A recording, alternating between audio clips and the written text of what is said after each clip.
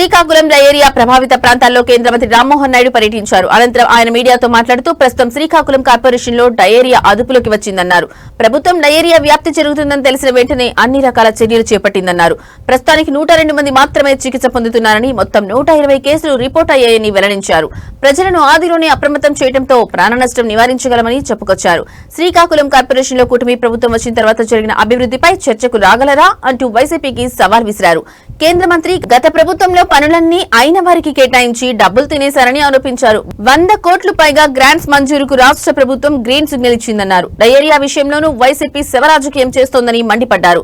YCP హయాంలో కాంట్రాక్టులు syndicate చేసి కమిషన్లు తీసుకున్నారని ఆరోపించారు. వైసీపీ నేతలు ప్రజల చావులను కోరుకుంటున్నారని ఆగ్రహం వ్యక్తం చేశారు. కమిషనర్ కూర్మారావు సేవలు కార్పొరేషన్ కు అవసరమని అన్నారు.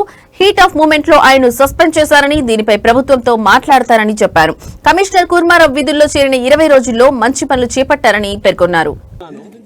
ఆయన చెప్పినటువంటి మాటలు ఆ కాలంకే వర్తిస్తాయి. వాళ్ళ వైఎస్ఆర్ కాంగ్రెస్ పార్టీ పరిపాలనలోనే అవన్నీ కూడా జరిగాయి. ఇది వాస్తవం. నేను చెప్పినటువంటి మాట కాదు. ఈ రోజు మున్సిపాలిటీలో కానీ ఎవరికి వెళ్ళినా సరే స్పష్టంగా చెప్తారు.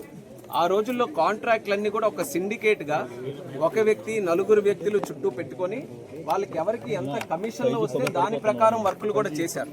ఆ రోజు నిధులు కేటాయించామని అంటున్నారు. ఎందుకు పనులు చేయలేదు? పనులు ఎందుకు చేయలేదనంటే కమిషన్లు వాళ్ళకి రావేమన్న భయంతో ఏ ఒక్కరు కూడా పనులు చేపట్టలేదు. మేము వచ్చిన తర్వాత కమిషన్లు అన్నీ కూడా పక్కన పెట్టి, అవినీతిని అంతటిని కూడా పక్కన పెట్టి క్వాలిటీగా మళ్ళీ వార్డుల్లో పనులు చేయాలని చెప్పి ఒక నిర్ణయం తీసుకున్నాం. కాబట్టి అన్నీ కూడా సర్దుబాటు చేసి మళ్ళీ వర్క్లన్నీ కూడా స్టార్ట్ చేయించాం. ఇది వాస్తవం. ఇప్పటికీ అందుకే నేను ధైర్యంగా చెప్తున్నాను, ఎక్కడ డిబేట్కి రమ్మన్నా సరే కార్పొరేషన్ ఎవరి టైంలో ఎంత ఏ కార్యక్రమాలు చేశామనేది మేము స్పష్టంగా చెప్పడానికి సిద్ధంగా. సార్ చావుని దాచేస్తున్నారు, 4 చనిపోయారు, ఒకళ్ళని చెప్తున్నారని చెప్పేసి కూడా ధర్మాన గారు ఒక వ్యక్తి తాలూకా ఇప్పుడే మనం వచ్చాం. మరొక వ్యక్తి తాలూకా డెత్ ఏదైతే ఉందో అది వాళ్ళ ఫ్యామిలీ మెంబరు మా ప్రభుత్వానికి చెప్పినప్పుడే ఆయన సాధారణంగా ఇంటి దగ్గరే ఉండి చనిపోయాడని చెప్పినా సరే ప్రభుత్వం ప్రోయాక్టివ్గా తీసుకొని, కలెక్టర్ గారు ప్రోయాక్టివ్గా తీసుకొని దీన్ని మనం స్పెసిఫిక్గా తెలియజేసుకోవాలి, ఏ కారణంతో చనిపోయాడని చెప్పి దాన్ని కూడా పోస్ట్ మార్టం చేసి ఆ టిష్యూ కల్చర్ కూడా ఈ ఐడెంటిఫికేషన్ కోసం పంపించడం జరిగింది. అంటే కుటుంబ సభ్యులు ఇది కారణం కాదు అని చెప్పినా మేము విడిచిపెట్టకుండా దాన్ని ఇచ్చేస్తున్నాం. అయితే ఇంకొకటి ఏంటంటే వైఎస్ఆర్ కాంగ్రెస్ పార్టీ వాళ్ళకు కూడా శవాలతో రాజకీయాలు చేయడం అనేది ముందు నుంచి అలవాటైనటువంటి ఇది. వాళ్ళ నాయకులు ఏ రకంగా అప్పటి నుంచి అది ఒక ఐడియాలజీగా మార్చుకొని తీసుకొని వస్తున్నాడో చూసాం.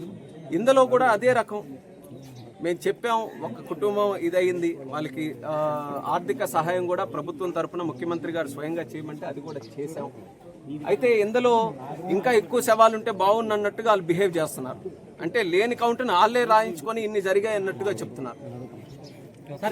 కమిషనర్ గారు ఈ రోజు ఇక్కడికి వచ్చి ఈ కమిషనర్ గా వచ్చారనంటే దానికి ప్రధాన కారణం అచ్చెన్నాయుడు గారు, ఎమ్మెల్యే గారు, మేము అందరం కూడా. గతంలో మీకు గుర్తుంటుంది, పీడీ డ్వామాగా మన దగ్గర పనిచేశారు. తిత్లీ తుఫాన్ ఉన్నప్పుడు కూడా మనకున్నారు. ఆయన పనిచేసినప్పుడు ప్రెసిడెంట్ దగ్గర కూడా జిల్లాకి అవార్డులు వచ్చాయి. బెస్ట్ వర్కర్ కింద ఆయన పనిచేశారు. కాబట్టి కార్పొరేషన్లో ఆయన తాలూకా సహకారం ఉండి కార్యక్రమాలు చేయాలని స్పెషల్గా ఆయనకి ఇక్కడికి కూడా తీసుకొని రావడం జరిగింది. మీరు చెప్పింది వాస్తవమే.